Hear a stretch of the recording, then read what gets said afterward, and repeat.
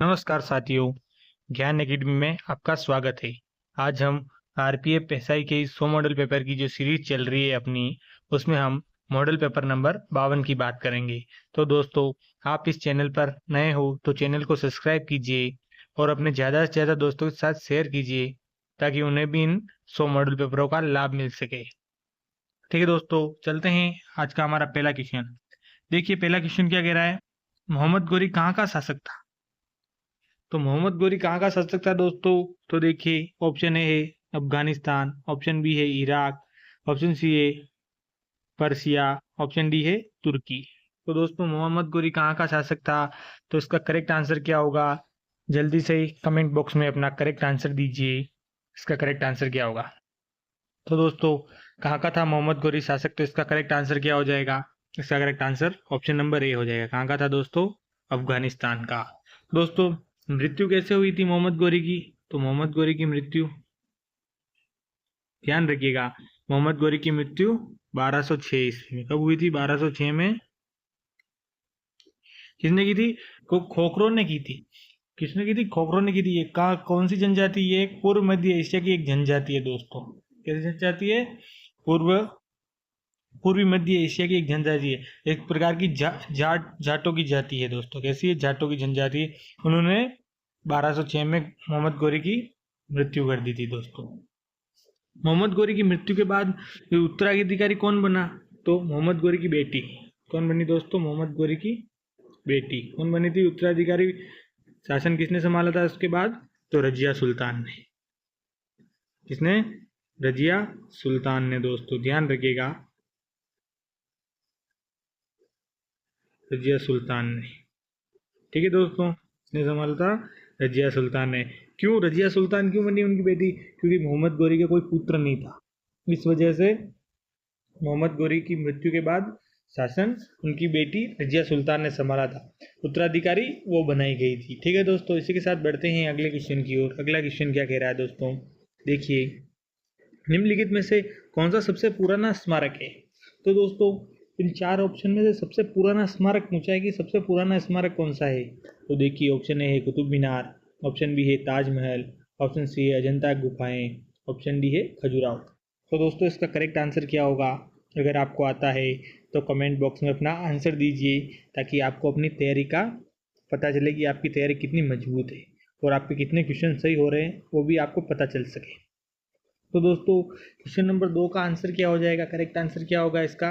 इसका correct answer क्या होगा? Option number C. क्या हो जाएगा? Option number C. सबसे पुराना स्मारक कौन सा है? अजंता की गुफाएं। दोस्तों ये कहाँ स्थित है अजंता की गुफाएं? तो ध्यान रखिएगा, अजंता की गुफा कहाँ स्थित है? तो महाराष्ट्र में। कहाँ पे है? महाराष्ट्र में। महाराष्ट्र में है। और ये कितनी, तो ये तकरीबन 29 चट्टानों को काट कर बनाया है। कितनी चट्टानों को दोस्तों? 29 चट्टानों। 29 चट्टानों को काट कर बनाया था दोस्तों, ध्यान रखिएगा, 29 चट्टानों को काट कर बनाया गई ये अजंता की गुफाएं हैं। ठीक है, इसी के साथ बढ़ते हैं अगले क्वेश्चन की ओर। अगला क्वेश्चन क्या कहता है? क्वेश्चन नंबर 3 क्या है? सिंधु घाटी सभ्यता की लोग पूजा करते थे। सिंधु घाटी सभ्यता में लोग किसकी पूजा करते थे, ये पूछा गया है क्वेश्चन एक्चुअली। तो देखिए ऑप्शन ए है पशुपति की, ऑप्शन बी है ब्रह्मा की, ऑप्शन सी है विष्णु की, ऑप्शन डी है इंद्र की। तो दोस्तों किसकी पूजा करते थे सिंधु घाटी सभ्यता के लोग? तो इसका करेक्ट आंसर क्या हो जाएगा? इसका correct answer option number A. किसकी करते थे? पशुपति की, या भगवान शिव की उपासना करते थे। इसकी, ये ऐसे भी आ सकता है, किसकी उपासना करते थे? तो भगवान शिव की उपासना, शिव की उपासना करते थे। ठीक है दोस्तों, ध्यान रखिएगा, बहुत ही महत्वपूर्ण क्वेश्चन और बहुत शानदार वाला क्वेश्चन है। ठीक है, इसी के साथ बढ़ते हैं अगले क्वेश्चन की ओर।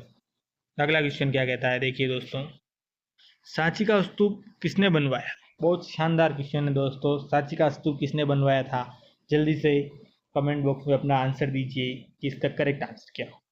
देखिए ऑप्शन ए है गौतम बुद्ध, ऑप्शन बी है खरगोन, ऑप्शन सी है अशोक, ऑप्शन डी है चंद्रगुप्त।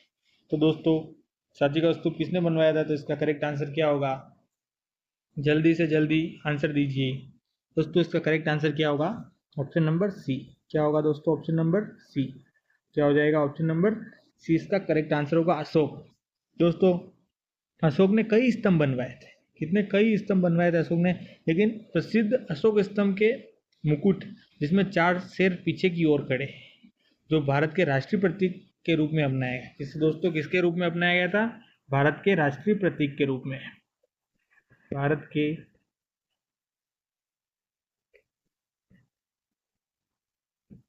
राष्ट्रीय प्रतीक के रूप में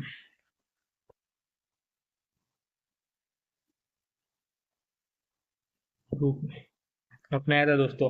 प्रसिद्ध कौन सा था? अशोक स्तंभ के जो मुकुट थे, जिनके चार पीछे शेर की ओर खड़े हैं, इनके पीछे 4 शेर की आकृति पीछे खड़ी है, को राष्ट्रीय प्रतीक के रूप में अपनाया गया था दोस्तों। सांची का स्तूप, तो फिर क्या, सांची का स्तूप किसने? तो अशोक ने बनाया था, अशोक स्तंभ। ठीक है, बढ़ते हैं अगले क्वेश्चन की ओर। अगला क्वेश्चन क्या कहता है? क्वेश्चन नंबर 5 देखिए, भारत में मुस्लिम राज का संस्थापक माना जाता है। दोस्तों, भारत में मुस्लिम राज का संस्थापक किसे माना जाता है? तो देखिए, इल्तुतमिश, ऑप्शन बी है बाबर, ऑप्शन सी है कुतुबुद्दीन ऐबक, ऑप्शन डी है अकबर। तो दोस्तों, इन ऑप्शन के हिसाब से इसका करेक्ट आंसर क्या होगा? जल्दी से अपने कमेंट बॉक्स में अपना आंसर दीजिए और अपने तैयारी को परखिए कि आपकी तैयारी कितनी मजबूत है दोस्तों इसका करेक्ट आंसर क्या हो जाएगा? इसका correct answer option number C. क्या है दोस्तों? कुतुबुद्दीन ऐबक। दोस्तों, मोहम्मद गोरी ने कुतुबुद्दीन ऐबक को अपना क्या बनाया था? उत्तराधिकारी बनाया था। किसने बनाया था? मोहम्मद गोरी ने। मोहम्मद गोरी ने इसको अपना उत्तराधिकारी बनाया था। किसको दोस्तों? इसको तो कुतुबुद्दीन ऐबक को।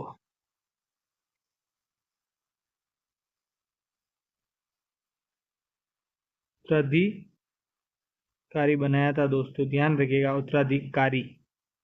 ठीक है, उत्तराधिकारी बनाया।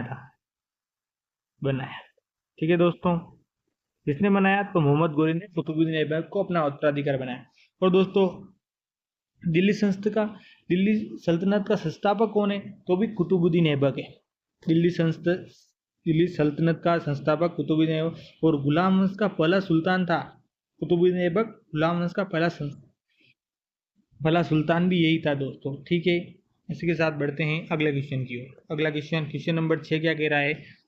भारत एवं पाकिस्तान के बीच सीमांकन किसने किया था?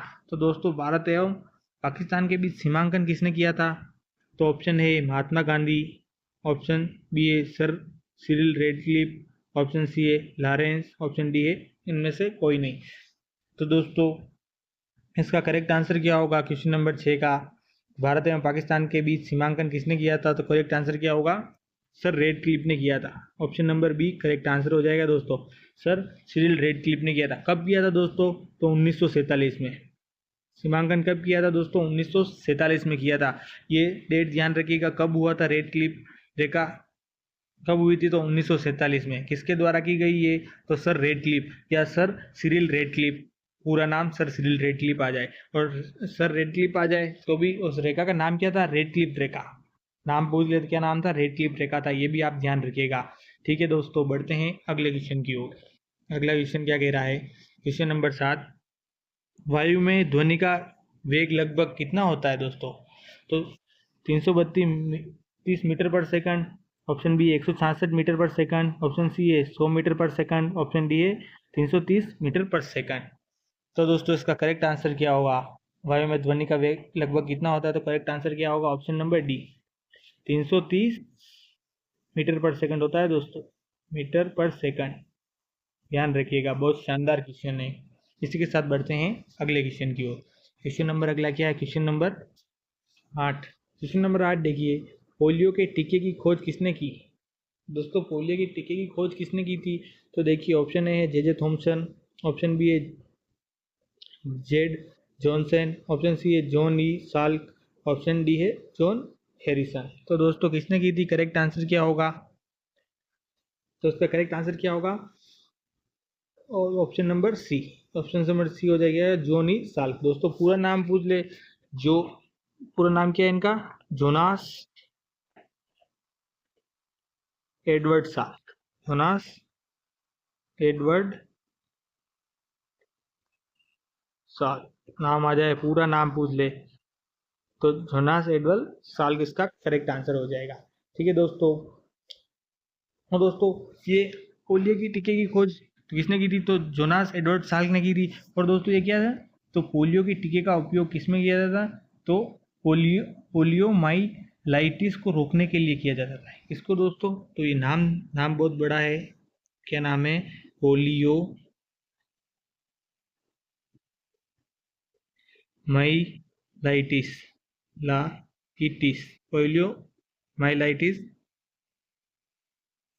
पोलियोमाइलाइटिस को रोकने के लिए किया जाता है। और इसका उपयोग दो प्रकार से किया जाता है दोस्तों। कैसे? एक तो टीका लगा के इंजेक्शन, और एक दवाई पिला के। दो तरीके से इसका उपयोग किया जा सकता है दोस्तों। ठीक है, इसी के साथ बढ़ते हैं अगले क्वेश्चन की ओर। अगला क्वेश्चन क्या कह रहा है? Question number 9। क्वेश्चन नंबर 9 क्या कह रहा है दोस्तों? देखिए, कोशिका सिद्धांत का प्रतिपादन किसने किया था? दोस्तों बहुत शानदार क्वेश्चन और बहुत इजी क्वेश्चन है। साइंस से रिलेटेड क्वेश्चन है, साइंस बायो का। जल्दी से कमेंट बॉक्स में इन 4 ऑप्शनों में से करेक्ट आंसर क्या होगा जल्दी से दे दीजिए। देखिए, ऑप्शन ए आस आस्पिडिन एवं स्प्रेटले, ऑप्शन बी है स्लाइडेन एवं स्वान, ऑप्शन सी है वाटसन एवं क्रिक, ऑप्शन डी है बेटिंग एवं ब्रेस्ट। तो करेक्ट आंसर क्या होगा दोस्तों? इसका correct answer option number B हो जाएगा, स्लाइडन एवं स्वान करेक्ट आंसर हो जाएगा दोस्तों। कोशिका के सिद्धांत का प्रतिपादन स्लाइडन एवं स्वान ने किया था। ठीक है, इसी के साथ बढ़ते हैं अगले क्वेश्चन की ओर। देखते हैं अगला क्वेश्चन क्या कह रहा है।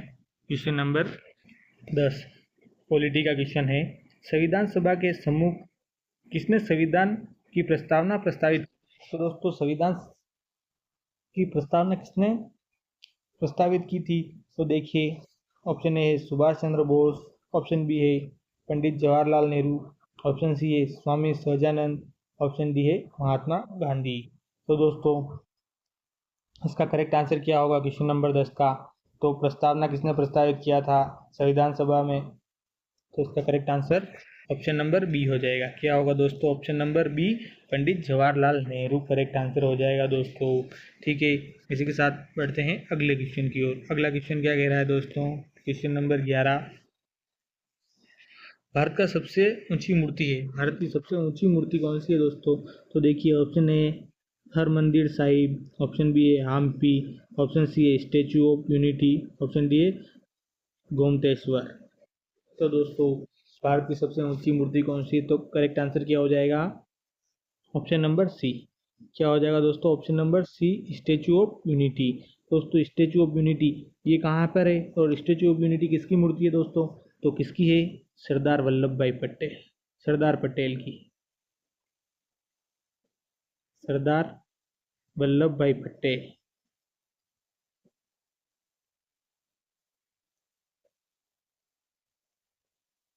सरदार वल्लभ भाई पटेल की। दोस्तों इसकी ऊंचाई कितनी है?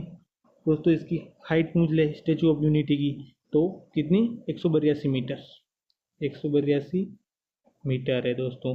और अगर आपको फिट में पूछ ले तो फिट में भी बता दीजिए, फिट भी ध्यान रखिएगा आप, 597 फीट। तो ये भी ध्यान रखिएगा, फीट भी ध्यान रखिएगा और मीटर भी ध्यान रखिएगा दोस्तों। सरदार वल्लभ भाई पटेल को क्या कहते हैं? तो सरदार वल्लभ भाई पटेल को भारत का लौह पुरुष कहते हैं। ये भी आप ध्यान रखिएगा दोस्तों, बहुत शानदार वाला क्वेश्चन है।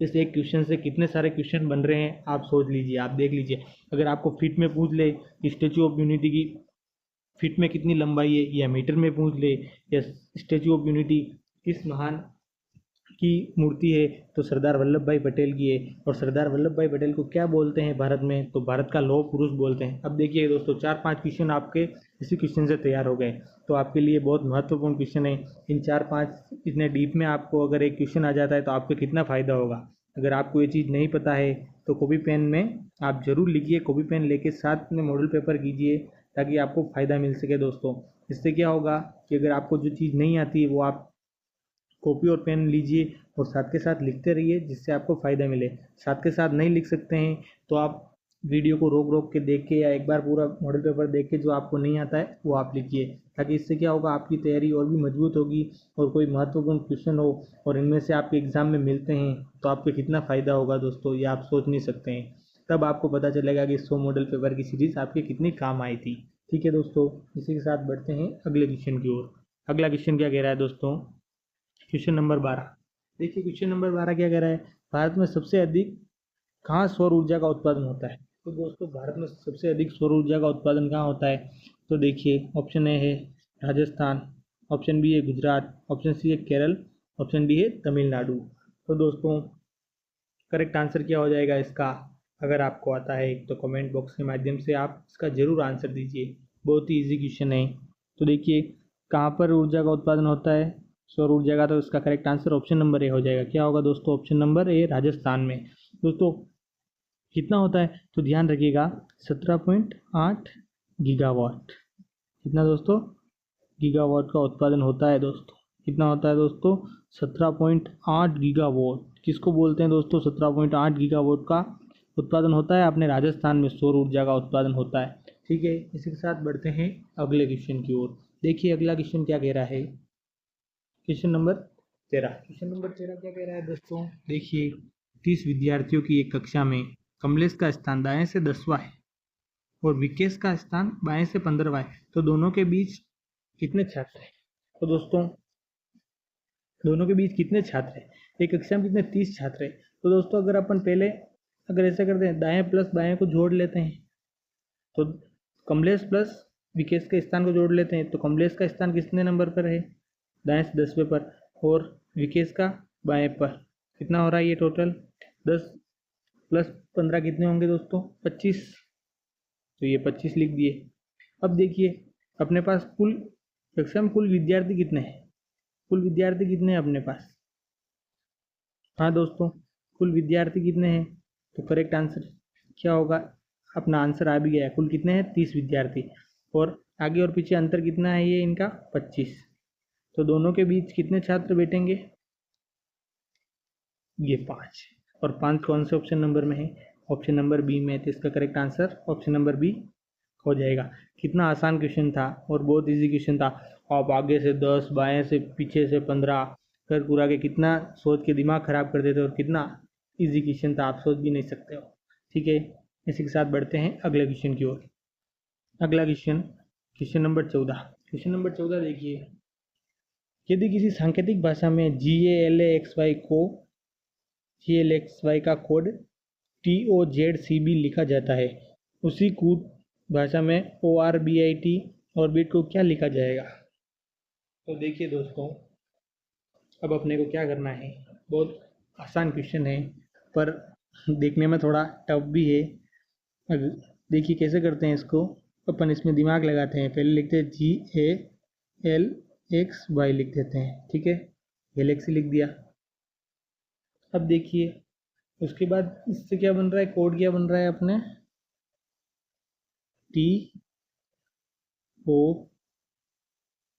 TOZCB कोड क्या बन रहा है? TOZCB बन रहा है। तो दोस्तों जी कितने नंबर पर आता है? 7 पे। कितने पर जी आता है? 7 पे। ये 7 ऊपर लिख रहे हैं। और उसके बाद एल कितने नंबर पर आता है? एल 12 पे। एल 12 पर आता है। ए 1 पे। एक्स कितने नंबर पर आता है? ये 24 पे। और वाई 25 पे। ठीक है दोस्तों, तो अब अपने को क्या करना है? जी 7 पे रहता है। तो दोस्तों इसमें क्या करना है, ये क्वेश्चन विपरीत क्रम वाला है। कैसा विपरीत क्रम वाला है? जैसे जी 7 पर आ रहा है तो अपने को नीचे से 7 लेके चलना है। अपन उल्टा 7 लेके चलेंगे तो उल्टे, जैसे जेड से स्टार्टिंग करके चलेंगे तो नीचे से उल्टा चलेंगे तो 7वें नंबर पर कौन सा आ रहा है देखते हैं। तो जेड से उल्टा चलेंगे, 26 से जेड उल्टा चलेंगे तो देखिए जेड कितने नंबर पर आता है? जेड कितने नंबर पर? 26 पे। 26 से उल्टा चल रहे हैं तो 26, 25, 24, 23, 22, 20 पर जाके कितने हो रहे? टोटल 7 हो रहे हैं। जी 7 पे आ रहे तो टोटल 7 हो रहे थे। तो 7वें नंबर पर क्या है? 20वें नंबर पे मतलब तो टी। पीछे से 20, पीछे से उल्टे से चल रहे हैं 26 से, तो 20वें नंबर पर कौन सा था? टी। उसके बाद एल 12 नंबर पर आ रहा है। अपन उल्टे 12 चलते हैं तो उल्टे 12 चलेंगे तो ये 7 तो 20 तक हो ही गए। उसके बाद कितना चलना है? 7 हो गए। और कितना चलना है?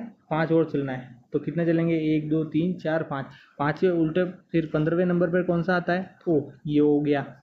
इसी प्रकार ये फर्स्ट पे आता है और उल्टे से ये कितने पर? ये जेड पे आ रहा है। फर्स्ट से जेड आ रहा है। ठीक है दोस्तों, इसी प्रकार एक्स कितने? नीचे से तीसरे नंबर पर, तो ऊपर से तीसरे नंबर पर क्या? सी आएगा। नीचे से दूसरे नंबर पर क्या आ रहा है? वाई। तो फर्स्ट से क्या आ रहा है, सेकंड नंबर पर ऊपर से बी, ये हो गया। अब इसी प्रकार अपने को ऑर्बिट निकालना है। अपने को पता चल गया कि विपरीत क्रम करना है, कुछ नहीं करना है। तो ऑर्बिट निकालना है, तो O R B I T. तो दोस्तों ऑर्बिट निकालना है, ज़्यादा कोई दिमाग नहीं लगाना है, अब बस करते जाइए। देखिए ओ, तो यहाँ ओ दिया हुआ था, तो ओ का उल्टा यहाँ वैसे ही हो रहा है एल। जो जो दिया हुआ है वो लिख लीजिए, जो ज्ञात करना होगा वो अपन कर लेंगे। बी, बी ऊपर से सेकंड नंबर पर, नीचे से सेकंड नंबर पर क्या आता है दोस्तों, वाई आता है, ये वाई लिख लीजिए। बीच में छोड़ दीजिए, जो नहीं है वो अपन निकाल लेंगे। इसी प्रकार टी, टी कितने नंबर पर, नीचे से 7 नंबर पर, तो ऊपर से 7 नंबर पर देखना है, तो ऊपर से 7 नंबर पर ये जी लिख दिया। अब अपने को आर देखना है दोस्तों। आर नीचे से कितने नंबर पर आता है, कितने नंबर पर आ रहा है, नीचे से आर 9, तो ये आर कितने नंबर पर आता है, 3 2 5 6 7 8 9, 90 नंबर पर आता है दोस्तों। आप कंफ्यूज ना हो उसके लिए आप ABCD लिख लीजिएगा और उन पर नंबर डाल दीजिएगा, तो क्या आपको आसानी से हो जाएगी। बाकी आप ऊपर नीचे आगे पीछे कंफ्यूज हो जाओगे। अगर आपको सीरीज याद भी है तो भी आप एक बार लिख के कर दीजिएगा एग्जाम में जल्दी से, तो आपको आसानी होगी। तो देखिए 9 नंबर पर आ रहा है नीचे से, तो ऊपर से 9 नंबर पर क्या आ रहा है, ऊपर से 9 नंबर पर आई आता है, तो ये बीच में आई लिख देंगे। ठीक है दोस्तों, आई लिख दिया। इसके बाद अब आई निकालना है, तो आई ऊपर से 9 नंबर पर आता है, कितने नंबर पर आ रहा है, ऊपर से 9 नंबर पर आ रहा है, तो वापस इसको नीचे से 9 नंबर पर करेंगे, तो ये क्या आ जाएगा, आर आ जाएगा। ठीक है दोस्तों, समझ गए ना, नीचे से आर आ जाएगा। तो अपने को क्या आया, एल आई वाई आर और जी। तो देखिए L I Y R G कौन से ऑप्शन में है, L I Y G R, ये नहीं होगा, एल आई वाई ये भी नहीं होगा, L I Y R G. तो ऑप्शन नंबर सी में L I Y R G मिल रहा है, तो इसका correct answer option number C हो जाएगा दोस्तों। ठीक है, इसी के साथ बढ़ते हैं अगले क्वेश्चन की ओर। अगला क्वेश्चन क्या कह रहा है, क्वेश्चन नंबर 15। क्वेश्चन नंबर 15 देखते हैं। क्वेश्चन नंबर के 15 क्या कह रहा है, आर ए के E S H, Rakesh, Rakesh बराबर 8 है। तो दोस्तों आर कितने नंबर पर आता है, 18 नंबर पर आता है अल्फ़ाबेट में, ए 1 पे, के कितने नंबर पर आता है, तो के 11 पर, के 11 पे आता है, प्लस प्लस करेंगे, उसके बाद ई 5 पे आता है, एस कितने पर आता है, एस 19 पे आता है। इसी प्रकार ये कितने पर, एच कितने पर आता है, तो एच 8 पे आता है। कितने पे आता है दोस्तों, एच 8 पे आता है। अब इनको टोटल करेंगे अपन इनको टोटल करेंगे, तो टोटल करने पर कितना आ रहा है दोस्तों, 62, कितना आता है, 62, 62 आया। अब अपन 6 + 2 करेंगे, कितना करेंगे, 6 + 2, 6 + 2 करेंगे तो कितना हो रहा है, ये 8 हो रहा है, तो अपने 8 आ रहा है। इसी प्रकार अपन अगर किसको करते हैं, ये तो हो गया इसका, ये इसका यहाँ मामला ख़त्म।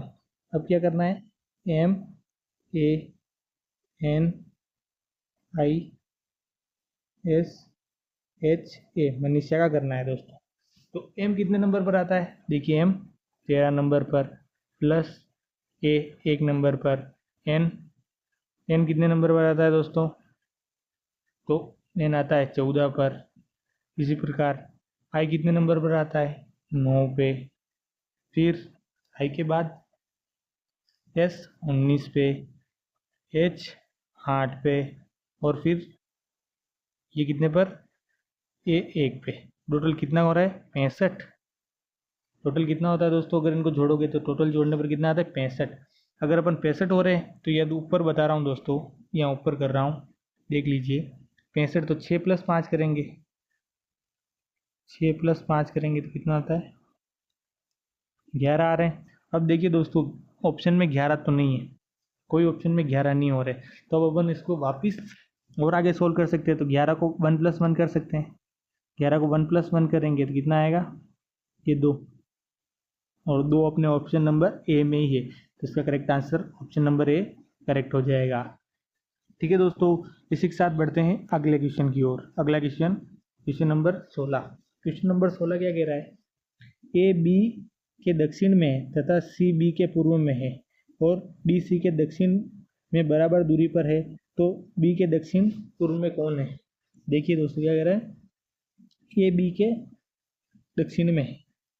तो दोस्तों देखिए, ये अपन ने यहाँ लिख दिया बी। बी के दक्षिण में कौन है? ए। क्या लिखा? ए।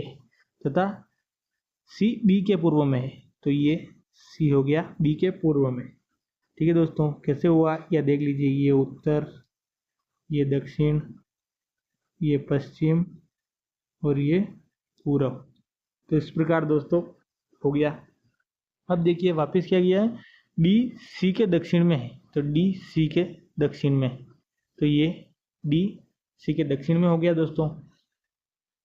दूरी बराबर है, चलो ठीक है, डी सी के दक्षिण में दूरी बराबर, तो दोस्तों ए बी और ये सी डी की दूरी भी बराबर हो गई।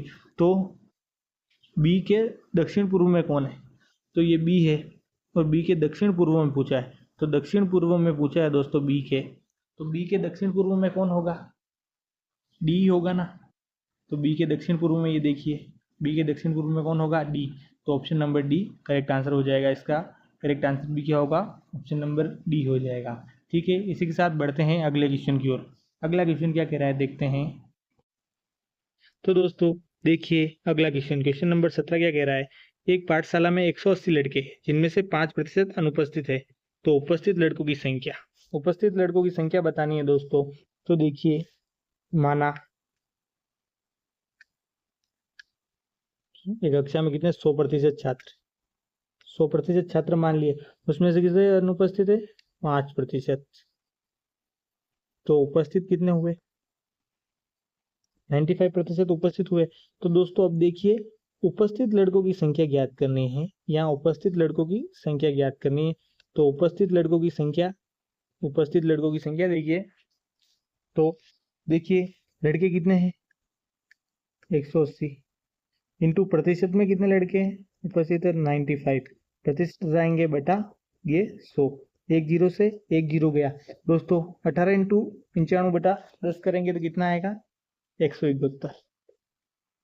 कितना आएगा दोस्तों? 171। तो कितने छात्र उपस्थित है? तो 171। तो ऑप्शन नंबर सी इसका करेक्ट आंसर हो जाएगा। ठीक है, इसी के साथ बढ़ते हैं अगले क्वेश्चन की ओर। देखिए अगला क्वेश्चन क्या कह रहा है, क्वेश्चन नंबर 18। विनीत एक मेज 900 में खरीदता है, वो 900 में खरीदता है, इस पर वह किसी प्रकार की मूल्यतम अंकित करता है, किसी प्रकार का मूल्य अंकित करता है कि 10% छूट देने के बाद भी उसे 10% का लाभ होता है। कोई मूल्य अंकित करता है तो उससे 10% छूट देने के बाद भी 10% का लाभ होता है। तो मैच का अंकित मूल्य क्या? तो मैच का अंकित मूल्य बताना है दोस्तों। तो देखिए, कोई वस्तु है, ठीक है, वस्तु का अंकित मूल्य मान लिया, वस्तु का अंकित मूल्य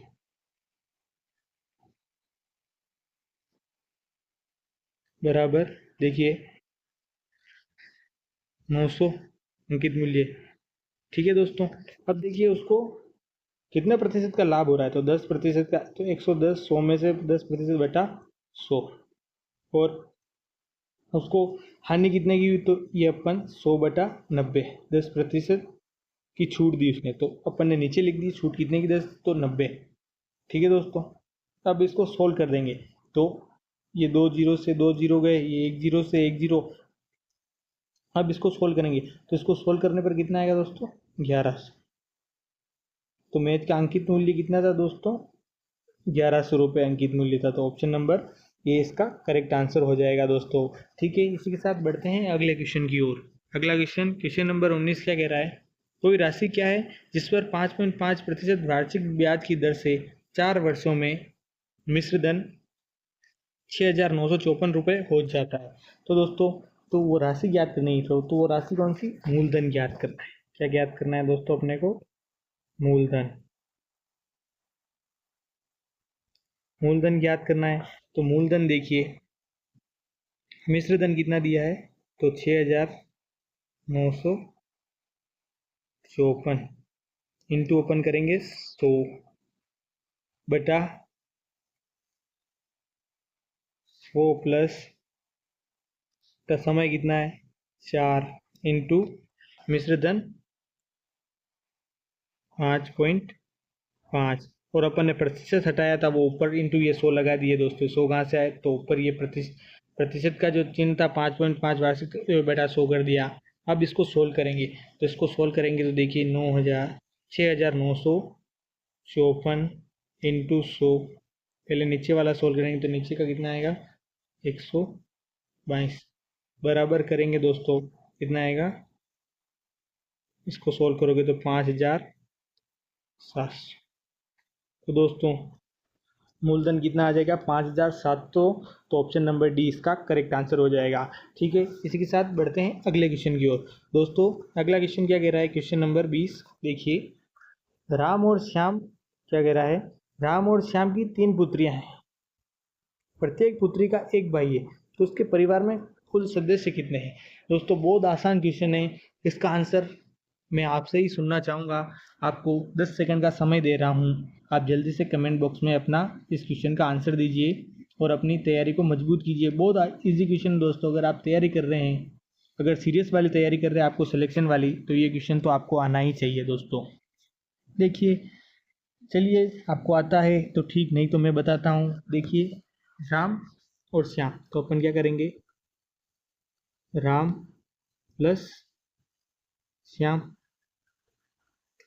राम प्लस श्याम प्लस पुत्रियाँ कितनी है दोस्तों के 3 पुत्रियाँ, तो प्लस 3 पुत्री, 3 पुत्री, 3 पुत्री, और फिर प्रत्येक पुत्री के एक भाई, तो प्लस 1 भाई। तो अब क्या बचा इस परिवार के कुल सदस्य। तो दोस्तों सदस्य जोड़िए आप, कितना, राम 1 2 2 और 3 5 और ये एक भाई कितना 6। तो option number C correct answer हो जाएगा दोस्तों। कितने सदस्य है, 6 सदस्य। घुमाने वाला क्वेश्चन था। आप कैसे सोचते, राम और भाई के 3 पुत्रियां हैं, तो आप दोनों के 3 पुत्रियां जोड़ोगे, प्रत्येक पुत्री का एक भाई, तो वो 3 पुत्रियां, प्रत्येक पुत्री तो 3 पुत्रियां हैं एक साथ, तो उनके भाई कितना, एक ही होगा, वो प्रत्येक पुत्री का भाई एक है। सो आप क्वेश्चन की लैंग्वेज को समझिए करिएगा दोस्तों। इस क्वेश्चन में आप गलती, जानबूझ के गलती ना कर बैठे, बहुत आसान क्वेश्चन था दोस्तों। इसका कितने परिवार में कितने सदस्य हैं, तो 6 सदस्य हो जाएंगे। ऑप्शन नंबर सी नहीं दोस्तों, ऑप्शन नंबर बी सही होगा। कौन सा होगा, ऑप्शन नंबर बी, 6 सदस्य होंगे। गलती से सी लिख दिया, option number B correct answer हो जाएगा, 6 सदस्य परिवार में।